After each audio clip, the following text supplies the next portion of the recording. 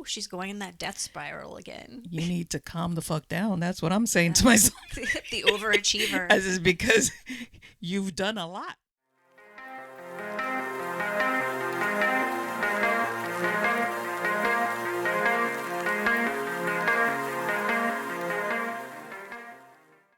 Hey, Soul Warriors. Today we are going to talk about our morning routines. We get this question a lot from clients and online because it's the big thing, everybody talking about what their morning routines are.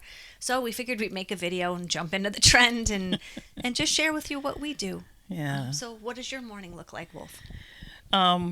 Well, I get up, obviously. I do That's what a good thing. I need to do. I go do what I need to do, and then I sit down in meditation. Meditation is my number one thing. What kind of meditation? Is there a certain... Transcendental meditation, or just meditation in complete silence, and just whatever kind of whatever floats my boat that morning, I guess. Or sometimes I do breath work before I meditate, so that I can go into meditation in a whole different space. So I'll do some breath work. So I do that, and then I journal in my gratitude book. And lately I've been doing the 20 minutes of reading, so that it helps my brain connect things and learn things quicker. I'm reading the Limitless book from Jim Quick. Jim Quick, yeah, it's a great book. And following the instructions. And so I take 25 minutes in the morning also to read and to really get to understand what I'm actually reading and things like that. And then I might journal some more, and then I hit, getting a cup of coffee. Awesome. And how long does that all take? Because it sounds like you're talking hours at this point. No, like meditation can be anywhere between, 10 to 30 minutes. I usually keep it at. Sometimes it depends. I might go to 45.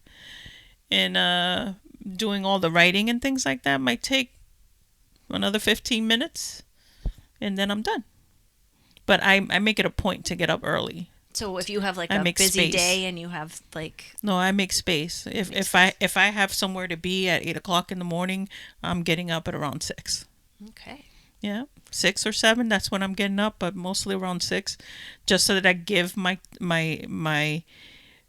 the time and space to be able to do my routine. Because if I don't do my routine, my day goes to shit. Got it. And I don't like that. I don't like that at all. So, then I'm playing catch up. So it really, really does set the tone when you carve out time to just kind of be with yourself and, create a routine that's going to help foster whatever it is you're trying to do or create in that day or in your life in general. True. So... I resisted a morning routine for a really long time because I had this I'm not a morning person thing because I like to sleep in. But I can be a morning person if I do my routine. And I think that's the other part of it that I resisted because of the routine part, because I get bored. So my routine is the one thing I always do after I get up and I go to the bathroom is I grab water, and it has like a splash of something citrus, lemon, lime, whatever, orange juice in it, sometimes a pinch of Mediterranean sea salt, just to rehydrate my body right away. And then I go into the routine part of it. But that is like a menu to me. It's like going to a restaurant that has like a shitload of things that I really like. I've tried out tons of different types of meditation, breath work, reading, writing, journaling, all that stuff, exercising, stretching. And so I have narrowed down the like top 10, 15 things that are on my menu that I like. And I sit down and I pick one. Right. Or 2 or 3. It really kick-started me when I read, I don't know if you've all read, you should check out The Miracle Morning. I only did it for a little while, and then I modified it for me because it was like getting up, I don't remember, I think 4 or 5 a.m. And I'm like, I'm lucky if I'm going to bed by 1 a.m. sometimes. So She's not a morning person. I'm not. I'm a night owl. Yeah.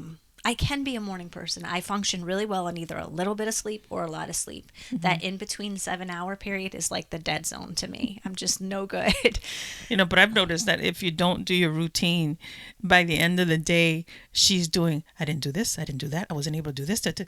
Her mind goes on like super warp speed, and I'm just looking at her like, Oh, she's going in that death spiral again. you need to calm the fuck down. That's what I'm saying to myself. The overachiever. This is because you've done a lot.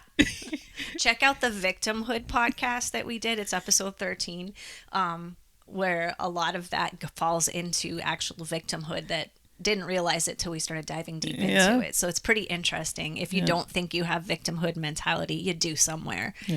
So that's a good one to check out. But yeah, like TM, transcendental meditation, really just calms my brain down into a special place.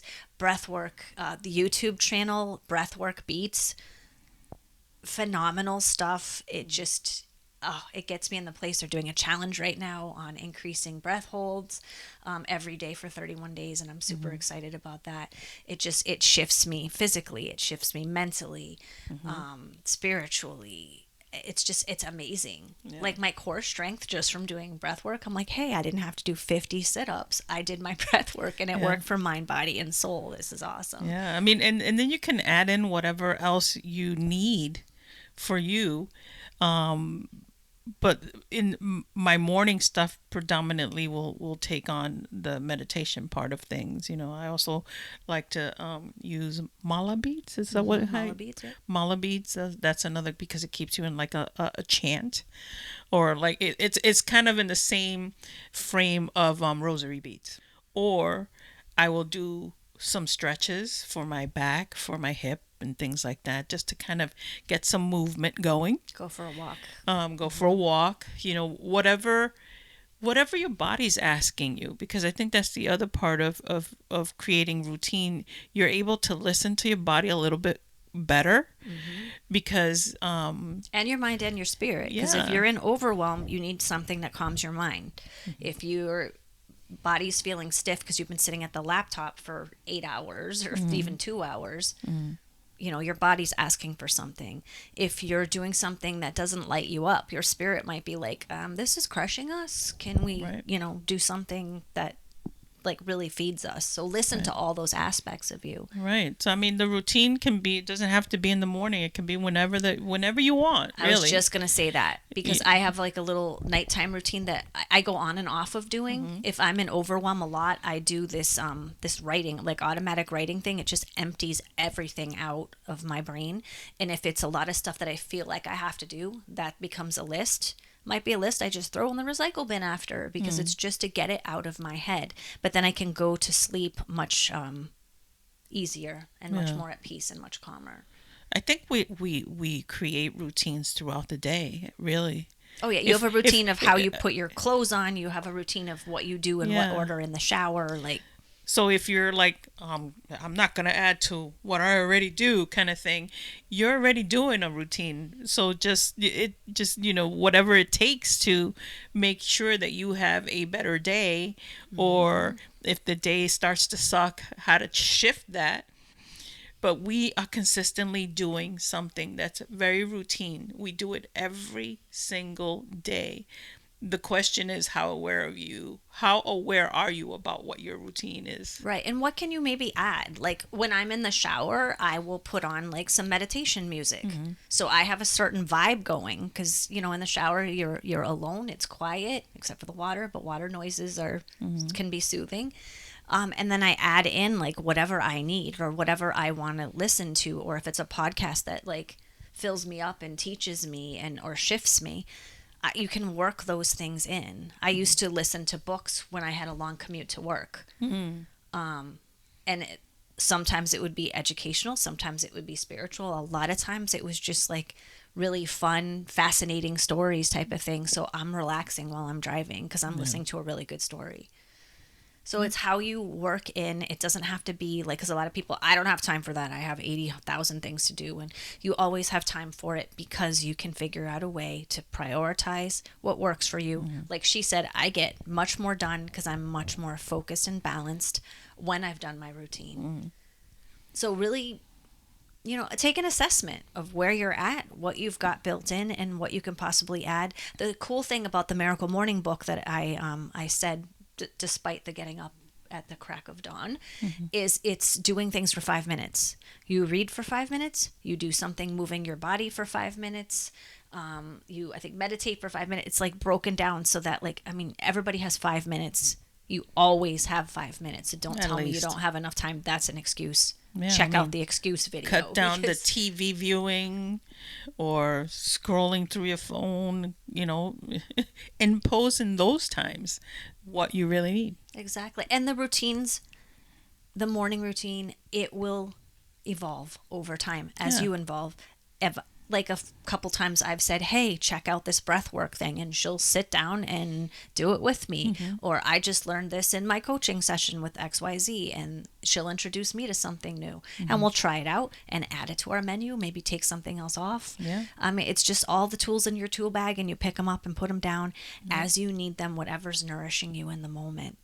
So exploring whatever is going to benefit you is cool. You go do that. You know, don't sit and do mindless things. That's good to a point. That's helpful to a point. Like with all things, everything's good to a point. Yes. The thing is that you got to keep moving. Continue to move your mind, your body, your experiences. You just got to keep moving in a way that is going to take you to wherever it is that you want to be. And you do you. I mean, just because my routine is this and her routine is that, and or whoever you look up to, and you're like, what's your routine? Because we've had people, like, we tell them, and then like 3 weeks later, I adopted your morning routine, and hasn't changed anything for me. I'm still stuck, and my life still sucks. So your routine is shit. It's because it's my routine. Right. It's what works for me. It's what lights my spirit up. What works for you? And if you don't know, that's when you're like you're going to different restaurants and you're trying new recipes and you're trying new things. Yeah, exactly. And then, I mean, I know me, like, when we decide where we're going to go out to eat, it's like, what do I want to eat? Because I know at that restaurant, I usually order one of these two things. And that restaurant, I always drink this. And I'm not in the mood for that. So get to know yourself, please, and try it for yourself. And don't copy other people, because you're not a carbon copy of anybody. No. I mean, I one of the times, when I was trying on somebody else's shit, there's like, oh, you need to journal. I hate freaking journaling. Hated it. Did not like doing it. It put me in a bad mood every time I had to do it. Had to do it. But then I got to the point where it's like, okay, I'm able to download everything that's in my brain randomly, whether it doesn't need to make sense to anybody but me. So I do that, and I do it when I feel like I need to, not because I have to. And you do it from a place of, you called yours the gratitude journal. Yeah. So that's a mechanism that works for you. Exactly. It doesn't have to be. There's a million different ways to journal. Yeah. Different million ways to do breath work. And I have found the ones that have worked for me, that keep me on track for my routine and my stuff. And add your own flavor. Yeah. You don't have to, like, watch 70 breathwork videos and be like, well, I like that one the best. Like, maybe it moves you while you're meditating or while you're doing breathwork to, like, move your hands in a certain way. Add, whatever feels right to you. There's no right or wrong way. Yeah, exactly. And that reminds me of one thing, because sometimes when I wake up and I've had a dream, and what I call my dream DJ has made an appearance in my dream, I'm now, instead of doing what I just said that I do, I'm now looking for the song, the music that I was hearing, because usually it has some sort of a message for me. So that's what I start to do. So then I go in deep into this music, beats and the things, and which kind of puts me in some sort of a meditation / trance, which is awesome. And again, and then that can happen for 30 minutes, 45 minutes, whatever, and then I'm done and I'm ready to go for my day. Yeah. So it all depends, like she said, you got to put your own special flavor, special sauce on it. And routines don't have to be boring. You can go down the rabbit hole because you woke up with a song in your head. As long as you're doing something and you're following that inner sense. Yeah. Something that's working matters. towards what you are looking to shift, heal, want for that day, for your life. That's it. And then also don't let yourself off the hook sometimes. Like, no, if like, I know I don't need any of that. I just need to go to sleep tonight. That's okay. But also know if you're just like, yeah, I don't feel like it. Like, and you let yourself off the hook and then your day starts to slide. And then you're like, okay, yeah, I really did need that. Like she said, pause and go and do the meditation or go for a walking meditation, even better. So catch yourself on that. So know when to push yourself and know when to this is a good self-care moment. Yep. All right. So that is our morning routines. All right. Be kind. Peace.